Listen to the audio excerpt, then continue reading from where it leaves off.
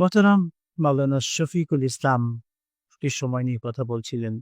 আমরা যদি সময়ের ব্যাপারে বলতেই চাই তাহলে পবিত্র কোরআনের সেই ছোট্ট সূরা সূরাতুল আসর, যে সূরার মধ্যে সময়ের ব্যাপারে চমৎকারভাবে এসেছে, যদি আপনি দর্শকদের বিষয়টি বলতেন।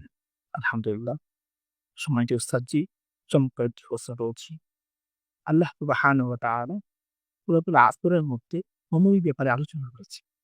সূরাতুল আসর পিঠিয়ে কোরআনুল কারীমের মধ্যে ১১৪টি সূরা আছে। তার মধ্যে সূরাতুল আসর এই সূরাটি স্থান পেয়েছে ১০৩ নম্বর।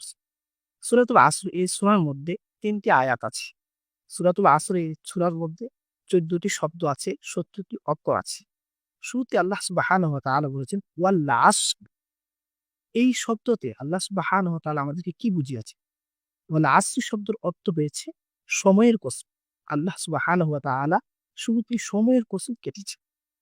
তো সময় বলতে আমরা কি বুঝি?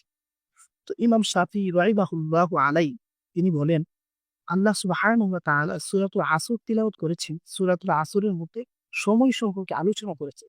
আমি এই সূরাতুল আসরটা তখনই আমার বুঝে এসেছে। আমি একসময় বাজারে যাচ্ছিলাম। যাওয়ার পথে দেখলাম একজন দোকানদার তার ক্রেতাদেরকে ডাকছে। একজন বরফওয়ালা দোকানদার তার বরফটুকু তৈরি করার পরে তার ক্রেতাদেরকে ডাকছে। বলছে, "ও আমার ক্রেতারা তোমরা কোথায় আছো? তোমরা আসো, এসে আমার বরফটুকু তোমরা কিনে নিয়ে যাও।" তো ইমাম শাফিঈ রাহিমাহুল্লাহ আলাইহি তিনি ওইটাই বুঝাইতে চেয়েছেন।